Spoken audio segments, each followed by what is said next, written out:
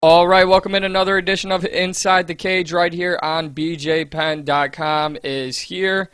And we've had a good first week of the series, and I appreciate anyone and everyone who has checked them out. And now, because, one, she's an amazing follow. Just please, and we'll get into it, please stop getting in her DMs. It's honestly, as someone who's a fan of hers, it's annoying to see her having to respond to all of these people. But she is recovering, and we'll get into that as well from recent injury. But she is one of the most talented fighters I've seen in a very long time, and excited to have her on. She is Jessica Rose Clark, better known as Jessy Jess. Thank you so much for joining me. Hi, thank you for having me. Of course. Now, let's get into the annoying stuff right away. Okay, go. But just because, I don't even want to give these trolls so much time, but you give them time, so let's give them a little bit. Let's give them their shine. Why do you feel, and this goes into a much deeper conversation, but, some people just block and ignore. Some get into Twitter wars. You like to respond to the trolls with making them look as stupid as they sound. Why do you decide to take that approach? Because I really hate that social media has given people so much power to say whatever they want without any fear of repercussion. I'm not really an argumentative person anyway. I feel like my Australian nature is to take the piss or to make fun of people. So yeah, I don't know, that's always been my approach to anyone. If anyone kind of says something stupid to me in person, I'll be the first one to take the piss out of them, to try to make them feel as stupid as whatever it was that they just said. So I get a lot of enjoyment out of it, actually. If someone writes something really nasty or actual hate speech, I just delete and block. But if it's sometimes the sexual things people write are just so ridiculous that I can't not acknowledge it. It would go against my nature to not say something about it, or to not make a joke about it, or to not show everyone else how hilarious it is. I usually just send stuff to a group thread that I have with a few of my girlfriends, and that was how I used to kind of make fun of people. And then I was like, no, the world deserves to see how stupid some of these guys are, because it's always guys. It's I think I've only ever had one female comment that was ridiculous, but it's always guys, and I feel like everyone needs to enjoy it as much as I do. And you're absolutely right, and it's, unfortunately it is men, and I just had this conversation in another interview I was doing, where it's for people who use social media to grow, or to grow their brand, or like myself, try to grow an interview series or a podcast or whatever it may be, it's hey, I rely on athletes or, celebrities who are willing to answer their DMs. You morons who are making them want to never open a DM really are screwing it up for me. So, like you said, it's, for one, it sucks for people like myself, and two, there's so many people, men mostly, who say things behind social media that they would never say in person, and I can't imagine half the stuff you get. Yeah, I don't know. I really don't think I get as much as some people. I feel like because I started being very open and vocal about it, sometimes these people kind of take it as a challenge, who can be the most ridiculous or who can be the most disgusting. I read everything. A lot of people think that I don't read my DMs, but I read everything. I just choose to ignore a lot of them. A lot of them just get deleted, but yeah, I don't know. I don't think I get as much as what a lot of other people get, which I am grateful for, because I don't think I have enough time in my day to make fun of every single person who has something hateful to say. Well, especially with the amount of people who now have access to say those stupid things. But let's move forward. Let's talk about you and kind of your timeline. I know you underwent foot surgery. What is the status of your recovery, and how are you feeling? So I didn't end up having surgery. I really wish I had. I went in for the surgery, and then they decided against it as I got there, and then let me kind of recover naturally with rehab. And there were many times throughout my recovery that I really wish I had forced the surgery. Even recently, I went back and got x-rays done because my foot's been causing me a lot of pain. And the surgeon that I saw in California was like, why didn't you get it operated on? You know, like, you probably wouldn't be in so much pain if you had had the operation, but it's kind of too late now. Obviously, I fought back in November, and that was one of those I need the money fights that I really wish I had listened to my coach and hadn't taken, because I 100% wasn't ready for it yet. Like, I wasn't recovered enough. I couldn't run, I couldn't jump, I couldn't kick. Like, there were a lot of things I wasn't able to do in camp that I kept saying to my coach. I was like, no, it'll be different on fight night. Fight night, I won't feel my foot. Fight night, I'll be able to move, I'll be able to kick, I'll be able to do this. And then fight night came, and I was so terrified of re-injuring myself that I couldn't do anything. Like, I felt like I was on constant defense, and I was just relying on kind of muscle memory, you know, because I've never felt fear like that before. Like, I was so scared that I was going to, like, hit it. I was going to kick with my foot, and I was going to hit a knee or an elbow or something, and I was going to re-injure it and go back through the 9-10 months of recovery that I'd just been through, because that was in my athletic career, that was some of the worst time in my career, you know. So, yeah, that really kind of led me to shut down in that fight, and I wish I hadn't taken it, but hindsight's 20/20 as always. So now, since then, I've just really stayed on my rehab, but I've been able to do everything now. Like, I can run now, I can sprint, I can jump, I can kick with it. It's not impeding anything, it's not stopping me from doing anything, it's just constantly painful. But I've been told by other people who've had the same foot injury as me, that it's painful for years, you know, but being able to differentiate between injury pain and just pain makes it easier to kind of deal with it. Well, it's a good thing to hear that, well, one, I'm an idiot for not realizing that you didn't have the surgery, but two, it's a very good thing to hear, you know, you've kind of been able to determine injury pain and just pain. Now, obviously, the coronavirus pandemic takes, you know, precedent over everything right now, and, you know, Yeah. I'm not sure where you are in regards to your personal schedule for this year, but where do you think, if things return to normal, when do you think we would see you back in the octagon? You know, before this quarantine and pandemic happened, I was really trying to get on the Austin card at the end of June, because June was the timeline I had for a return anyway, and it was the end of June, and Austin I've never been to, and it sounds dope. But I know that there are a lot of people who, you know, got ready for fights who were booked and have had their fights cancelled. So I'm assuming they're going to give all those people fights before the ones who weren't booked, you know. So maybe not till September, October, but obviously that depends on how long the coronavirus takes to kind of come under wraps and the world recovers from it. So I don't know. To be honest, I'm not really worrying about it, because I know how much I've improved technically just by doing the things I've been doing since we've been quarantined, and I know I'm just trying to work on my fitness and work on my conditioning, and, you know, make sure I'm ready for whatever it happens. But having more time to learn is never a bad thing, you know, so I'm not concerned. Whenever they offer me something, then I'll take it.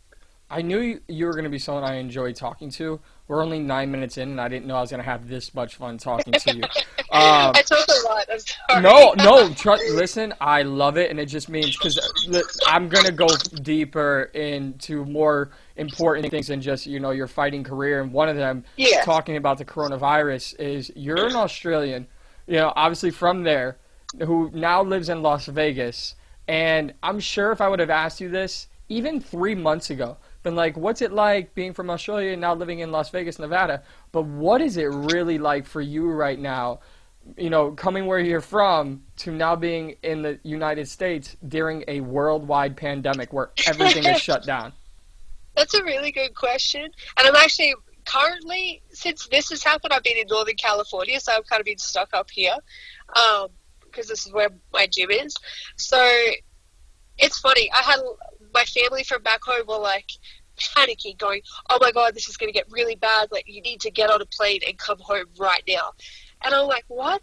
Wait, am I allowed to cuss? Yes, Should I yes, ask? of course. Okay, cool. I'm like, why the fuck would I want to go back to Australia? Like my everything is here. You know, my dogs are here, my sources of income, my friends, like my family that I've created are here. What am I gonna do back in Australia? I'm gonna go sleep on someone's couch and be stuck in someone else's house because I don't have a home there. You know, I could go back up north to where my mum is and just fucking sit there and do nothing for however long this takes. Like, it might be months before they open up states again. Like, I don't want to be stuck there. That sounds terrible. You know, at least here, when it's over, I can go back to training straight away. At least here, since being quarantined, like, I've still been able to do a lot of stuff because I've been helping with virtual classes, you know? So it was just, to say that I should have gone back home when this was happening was just the most, it never even occurred to me. It was the most fucking bizarre thing. I'm like, why? Why would I go back to Australia? There's literally nothing for me there. I love it there. My family is there, but my life is here. Like, why? You know, you don't just pick up and fucking ship out of your house and all your responsibilities and your family. Like, my dogs are my family, you know? Everyone who's on my social media knows that. Like, I'm not just going to pick up and leave and hope that they're going to be okay when I get back or hope that they're going to have somewhere to go. It doesn't make any sense.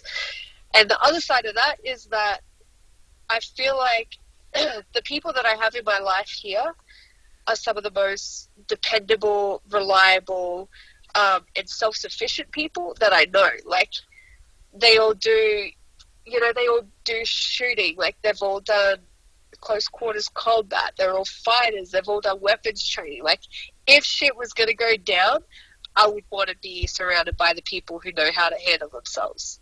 Well, this doesn't help my case at all, but if shit did go down and you needed someone to broadcast the shit going down, I got you. I could call the action. I'm recruiting people for the team, so that's a valuable. Just let me know where to send my resume. That's hilarious.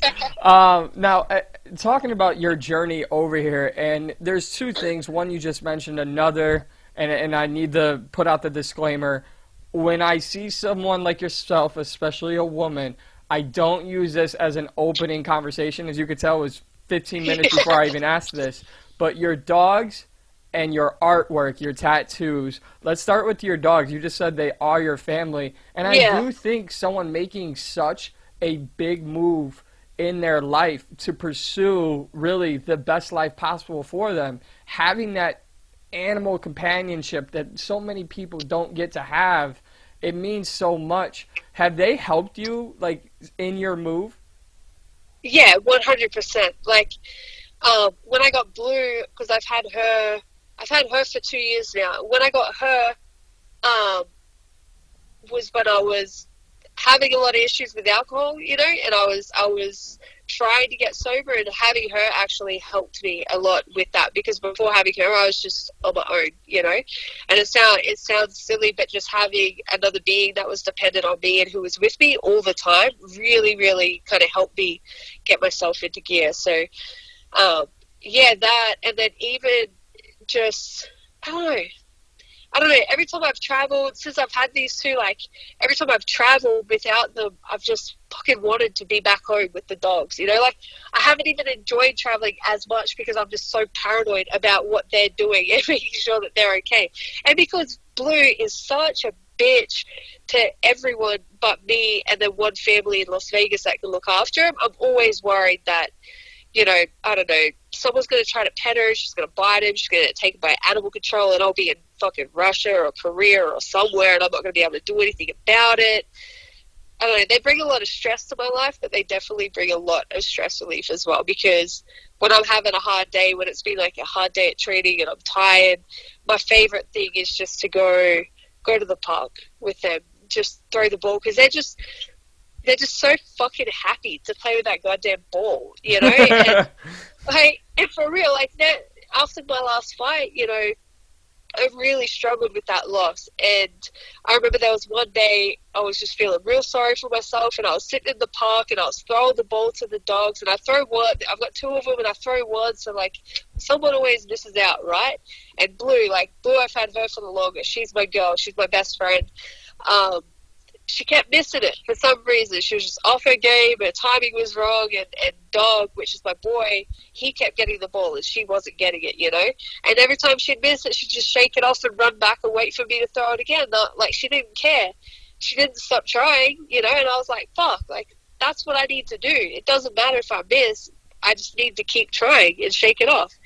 And that, you know, like, as ridiculous as it sounds, that helped me kind of move on from that loss a lot. It helped me get past it, helped me get back to sparring, because I couldn't spar for a while. Like, I just mentally wasn't capable of it, you know. And that day that I sat there and just watched her keep missing but keep trying and keep trying and keep trying, and I was like, fuck, like, I'm being an idiot, you know. This is stupid. Like, there's way worse things that could happen to me than losing a fucking fight. Like, just go back to training, stop being an idiot. And yeah, that's my long story about the dogs. No, I love it. I love it. It's, and you know what? Listen, during these times right now, where we're not talking about what's happening in a division or the latest in the UFC, I think these are kind of the longer told stories that, you know, could bring, you know, light to people.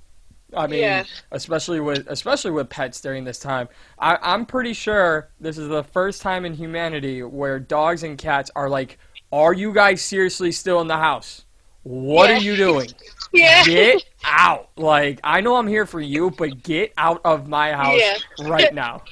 But honestly, my two are with me 24 hours of the day. Like, when I go to the gym, they're in the car with the air conditioning on. Like, they're literally by my side all the time, you know? So I think they're just happy that I'm home a little more, because obviously when I'm home, we get to play. When I'm at the gym, I'm inside and they're stuck in the car, so they're kind of by themselves. But yeah, I think they're really enjoying. My Blue seems to have gotten more needy for some reason. I'm home more and she needs me more.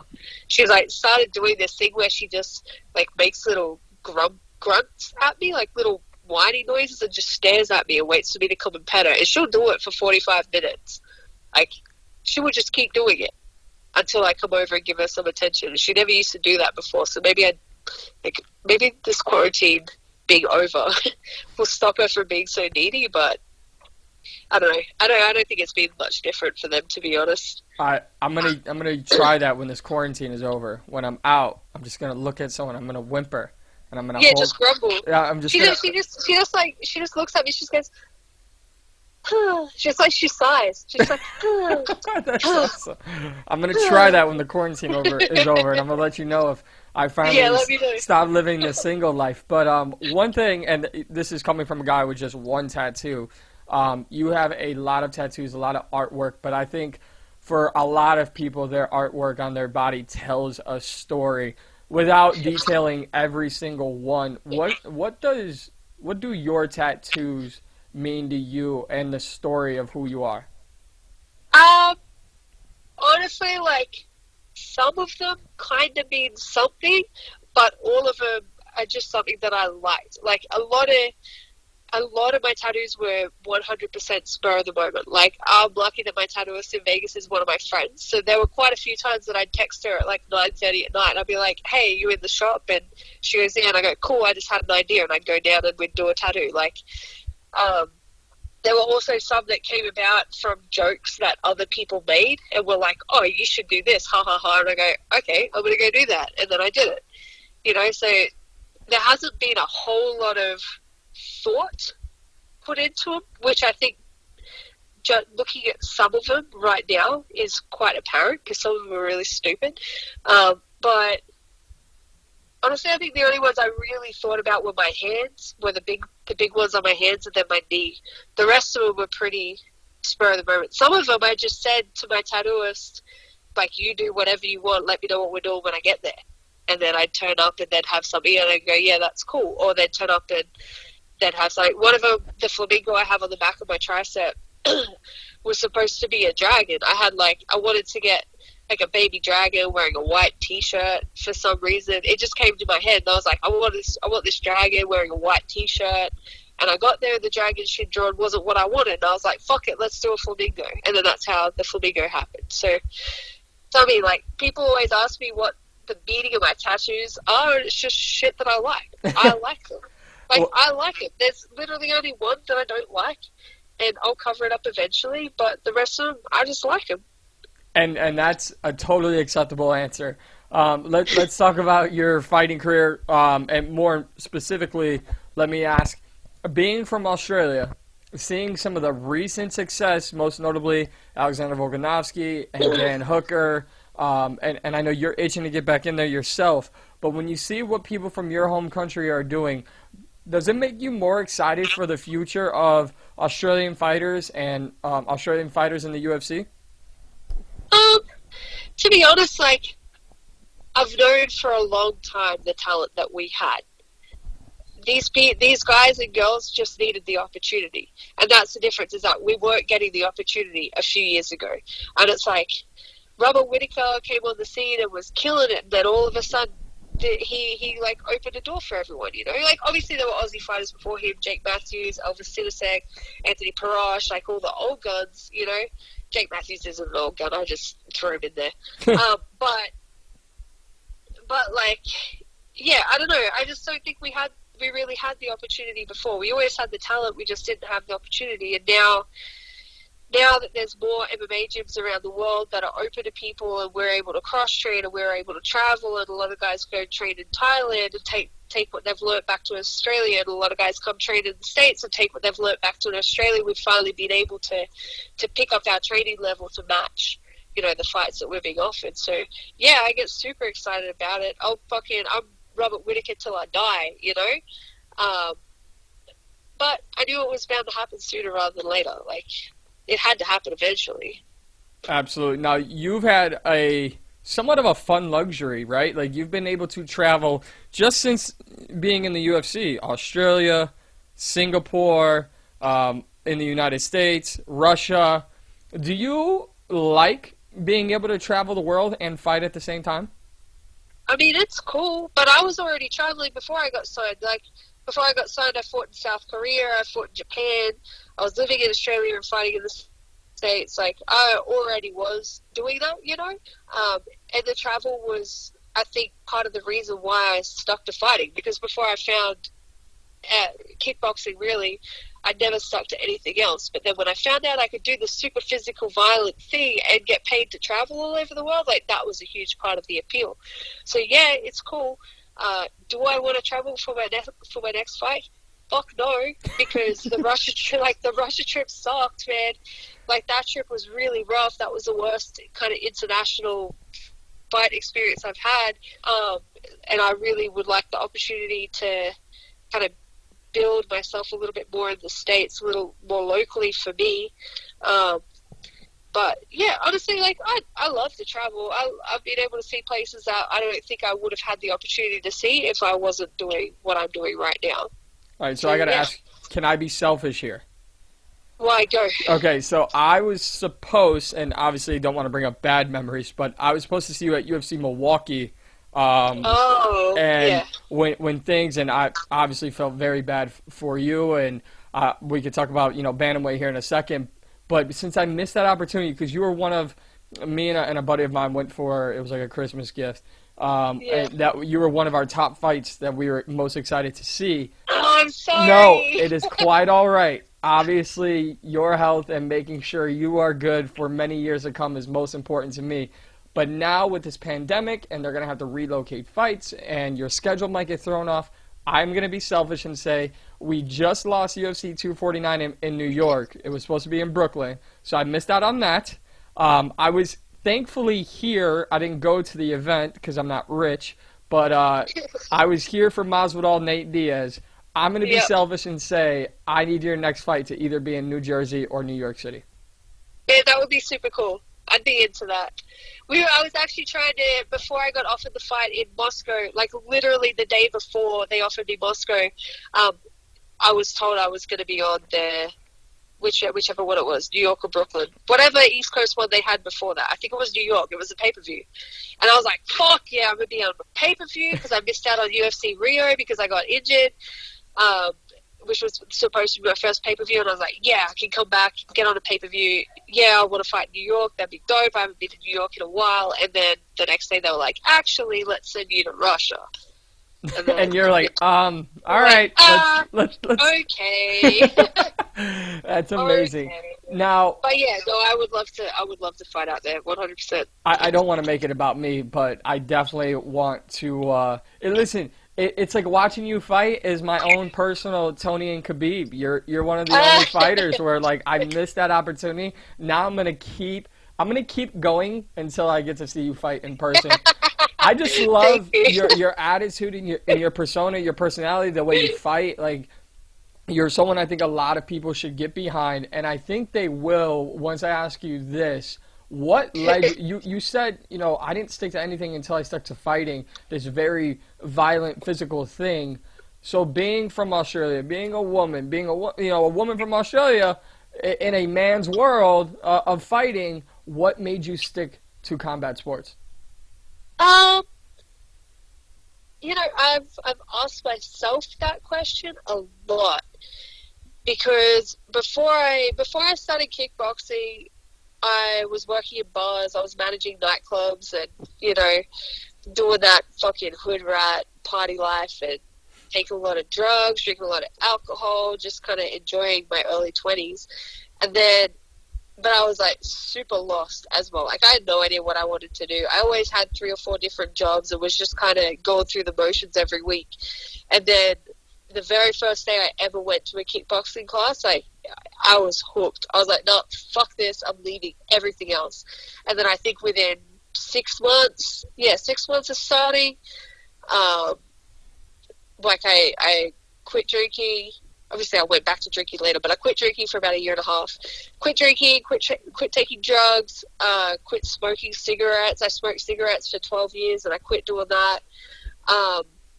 It just really, had something to put all my energy into because I'm always super energetic. Like, anyone that knows me in real life and knows how I work knows that I'm operating at 110% all the time. Like, I don't sleep very well because I've always got a million things on my mind. I've always got a bunch of stuff in the works that I'm doing, a bunch of different jobs, So I really think that fighting and just the training and the fact that I'm constantly learning, like even now I've been doing it for 10 years and I've had 20-something fights.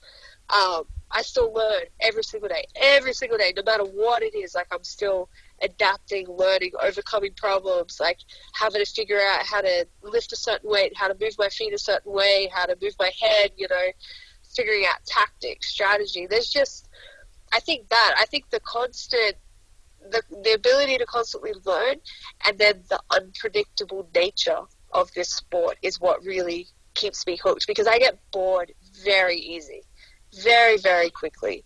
So, yeah, I think that's it. Like, I've never, in my whole training and fighting career, there's only been one time where I've been bored and I left my gym because of it, because I couldn't turn it back into something that I loved. But, yeah, in general, it's the unpredictable nature. It's the ability to constantly learn. It's the fact that there's always something that you can get better at. It's just a constant challenge. And I need to be challenged because I have an addictive personality and being bored and not having anything to do is not very good for me.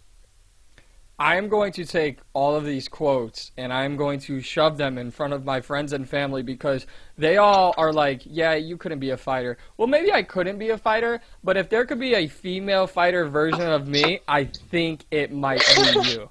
I love. Yay, best friends! I can't. Seriously, I'm down. I can't say it enough. I love your personality.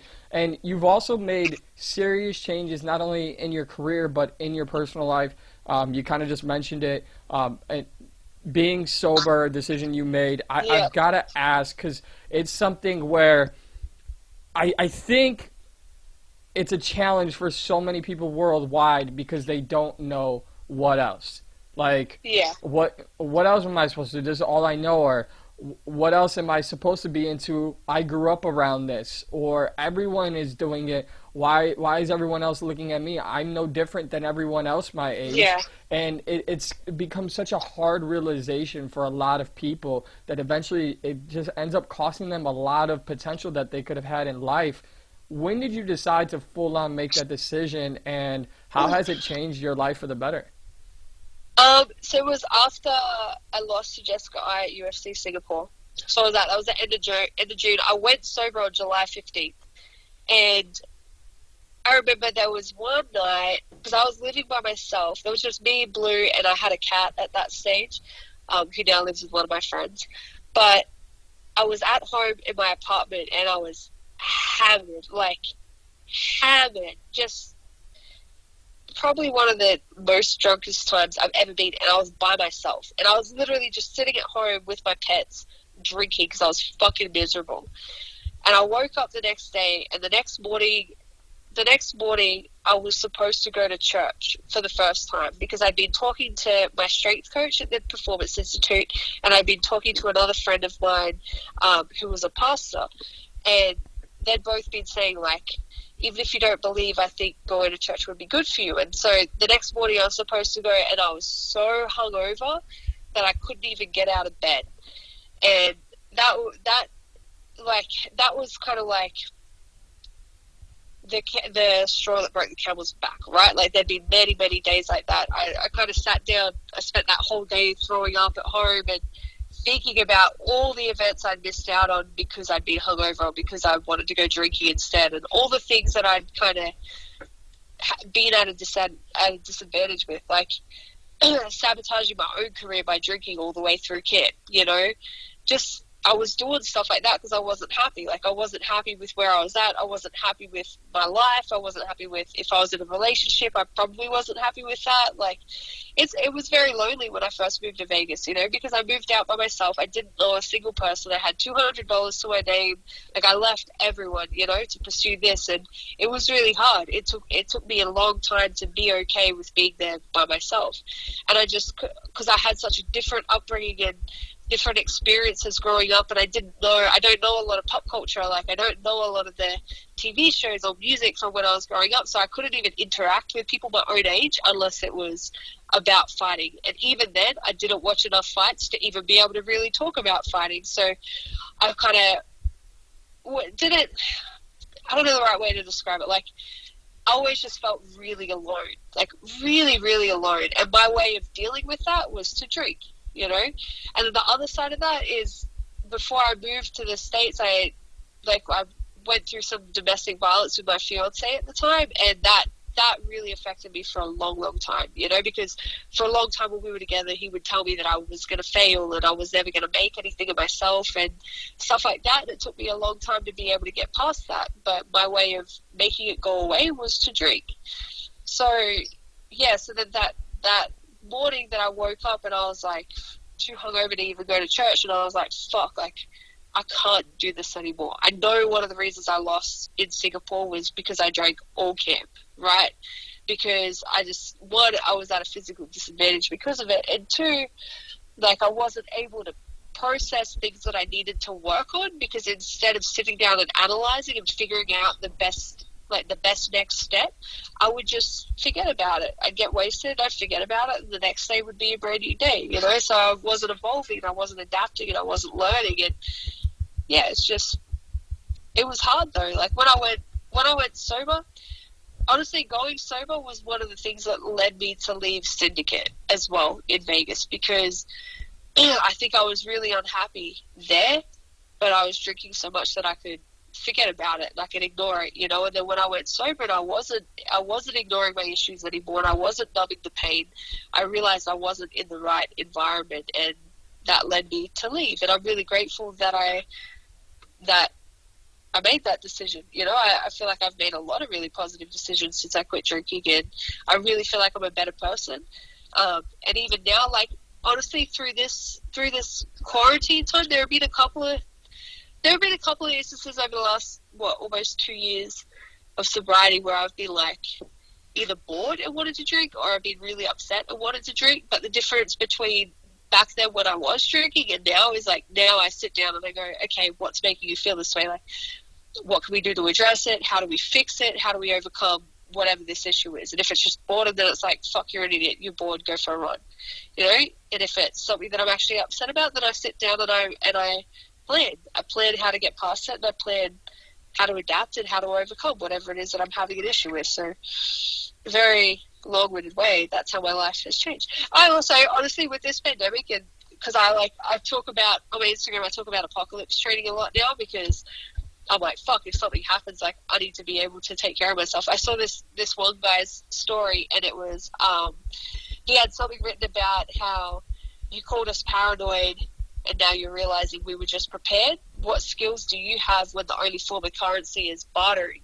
And I was like, fuck, man, what skills do I have? Like, I can fight with my fist, but what if someone has a fucking knife? Like, what if there's 4 of them? What if I'm getting chased and I have to be able to climb up a tree? Or what if I'm being chased and I have to be able to cross a river? Like, what if I'm being chased and my friend who I'm with gets injured and I've got to pick them up and carry them? You know, like, how do I get ready for this? And then I kind of started changing my training during this quarantine to be more apocalypse style training. And then the other part of that, where it relates to sobriety, is I also think, like, fuck, what if something happens and I'm too drunk to be able to deal with it appropriately? If I'm too drunk to be able to get in my car and drive away, if I'm too drunk to be able to defend myself, if I'm too drunk to be able to look after my dogs, you know? Like, I never want to be in that situation where I'm too incapacitated by something that I've done to myself to be able to save my life and the lives of the people that I care about.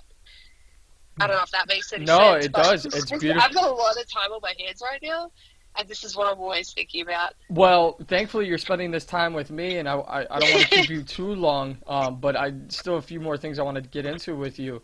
One would be something you just mentioned for yourself. You know, you have those moments where over the last 2 years you're like, yeah, I kind of want to drink, but then you pull back on that. There are so many people who have had to overcome, you know, drinking or drug addiction or other stuff, you know, that holds them down. Yeah. And, you know, it's not even in fighting, but, you know, in their day-to-day lives. And now we're all stuck in the house 24/7.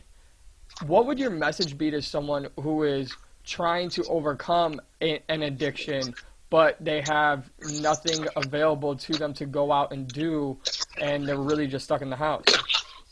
Honestly, I just got an Instagram message about this, I think yesterday or the day before, from someone asking me, sorry, I gotta move my car, No, from someone asking me exactly the same thing. And honestly, like, one of the biggest things that helped me is just finding my reason to not drink, you know? Like, why, like I said before, you know, now when I'm feeling upset about something and I want to drink, like, I sit down and I analyze why I'm actually feeling that way, why my first instinct is to turn to alcohol, like, what am I upset about? And then finding a reason to drink and finding a reason not to drink. And I guarantee your reason not to drink is always greater than your reason to have a drink, if that makes sense. Like my reasons might be because I want to be UFC champion one day, because I want to be the best athlete I can be, because I want to be a good example to the people who follow me, because I want to be a good example to my family, because I want to be a better, more capable, more aware human being, you know? So that, to me, if ever I feel like drinking or feel like doing something, that to me is greater than any reason that I could possibly come up with to have a drink of alcohol. Beautifully said, as a lot of things you have been saying. Now, the other big change you made, you went up from 125 to 135. Yep. Did kind of mention, and again, hate to bring up bad memories, but the UFC Milwaukee mishap. Obviously, you know, you made the decision to go up to 135. What was it like making that decision, and how do you feel in this weight class? So before I made the definitive choice, I'd had coaches telling me that I was too small for 135, right? So I had it in my head that I was just too small for 135 for ages, and I kind of convinced myself that was the truth, when it really wasn't, because before I got signed to the UFC, all my fights were at 135. So it didn't make any sense. It was the same thing as, like, when my ex used to tell me that I was never going to make it. Like, someone that you care about tells you something often enough, you start to believe it. So because I had someone who I cared about, which was my coach, telling me that I was too small, I needed to go to 125, like, I believed it, you know? And I just had this big chip on my shoulder about being little, you know, because I'm short, I have a short reach. I'm just thick and heavy. And then when I left Syndicate and went to CSA for the first time and did pads with Coach Kirian, and the very first thing he said to me was, "You should not be at 125." Because I think at that stage I was about 155 walking around, I think. And he was like, "You should not be fighting at 125. Like, you're taking away your power, you're taking away your athleticism. Like, your big weight cuts are causing too much damage for you to perform the way I believe you can perform." And this was a little bit before UFC Milwaukee. And I was like, I actually think it might have been before I even booked UFC Milwaukee. It was like far enough out that I still felt good about cutting to 125, right? And when he told me that, he's like, "You got to be at 35, you got to be at 35. I'm like, "No, dude, I'm fucking too small for that weight division. Like, look at some of these girls, you know, Yana is huge outside of camp. These girls are massive. Like, how do I compete with that when I walk around, you know, nowhere near what they're walking around at?" And he's like, "Hold up. Like, what are they all weigh in at? That doesn't make any sense. You guys all weigh in at the same fucking weight, you know? Like, that makes no sense at all." And I was like, "No, whatever," and just shut it down.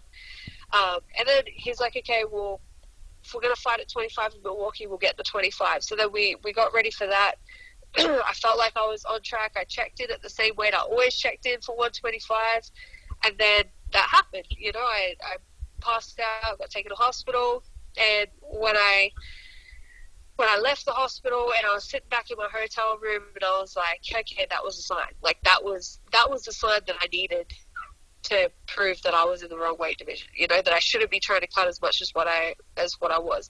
And the thing is, like, I saw a few people were like, "Oh, you're trying to do too big weight cuts." And it wasn't that I was trying to do too big a weight cuts. I literally was dieting for 12 months straight. Like, I did not have time off at all. Like, I spent fucking every day running, every day watching what I was eating, just to try to get my walk around weight down. And I couldn't do it.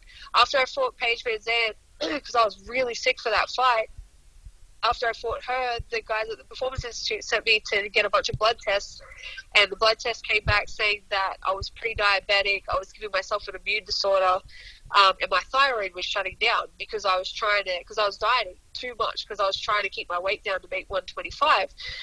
So then when I passed out at Milwaukee, I was like, all right, I believe in signs, I believe in everything happening for a reason. Like, this is my sign that I need to make an adjustment.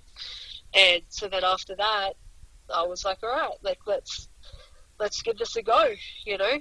And yeah, I don't know, it took a lot of mental training to get that thing I had in my head about being really small at 135. It's taken a lot to get rid of that, but I feel better about it now. Like, since Moscow, I didn't feel like I was undersized, even though I got sick in fight week, and on fight night I only weighed at 141 pounds. Like, I was so little and dehydrated and fucked, but I didn't feel undersized. Like, I didn't feel like I had a disadvantage. I didn't feel any of that, you know. So since then, it's just been a mission to put on more muscle and keep my athleticism high, and yeah, and like, grow into the division instead of trying to destroy myself getting to one lower. I absolutely love it. What do you foresee? Obviously, 2020 kind of up in the air, but what do you foresee as your future in this division, and you know, when you return to the Octagon? You know, like I said, one of the things I love about it is how unpredictable it is. Like, we see some of the decisions that the UFC makes. I can't really plan for anything, you know. My goal is to grow into bantamweight and feel good enough on fight night to be able to perform how I know I can perform. Because I don't feel like, so far in my UFC fights, like, all my performances have been clouded by short notice, or cutting such a big amount of weight, or fighting sick, or whatever it is. Like, I don't feel like I've had a chance to do what I know I can do. You know, it's like all 4 fights are tarnished with something. So that's kind of my goal, because I know that being at my best is fucking great. I know that. Like, I see it every day, you know. I know what I can do, but it's just being able to take it to fight night. It's all well and good being able to perform in the gym, but fucking that doesn't get me paid, does it? So I need to be able to perform when it comes down to the grind. So I don't know. That's really my only goal right now. Like, I want to entertain and I want to do what I know I can do. As we get ready to wrap this up, and Jessica Rose Clark, Jessy Jess, I can't thank you enough. I think I'm going to just start calling you my new best friend because you said it first, so therefore I can run with it. If we're besties, I'm going to run with it. Yeah, go for it. Now, when I say, or, when looking back on, this whole conversation, and when I say to you, Jessica Rose Clark, and when I say to anyone, Jessy Jess is a fighter. What does that mean to you to be a fighter, literally, not just inside a cage, but in life, and you're someone who just keeps on fighting? I think it just means not giving up on shit when it gets too hard, Because I feel like a lot of things in my life have been at that, this is too hard stage, and one of the reasons that I got through them is because I just didn't stop. If I don't have the skill set or I don't have the talent, the one thing I have is the grind and the consistency, and I believe anything can be overcome with consistency and dedication. So that's it. I think that's what it means. That's what it means to me, is just to not give up when shit's hard, Be like Blue. Like, if you miss the ball, doesn't fucking matter because another one's coming anyway. I love it so much. What are you doing to stay busy during this quarantine, and what can people who are not professional athletes like yourself, give us non-physical workouts, because I've worked out for the first time in months today, and I am I never want to leave the bed ever again. So do you have good shows or anything that you're watching or doing to keep yourself occupied? So I play a lot of Resident Evil on PlayStation because it is the most terrifying thing to me. So if you're a little bit sadistic and like giving yourself nightmares every night, maybe do that. Maybe play scary games, because they affect me for a very long time afterwards.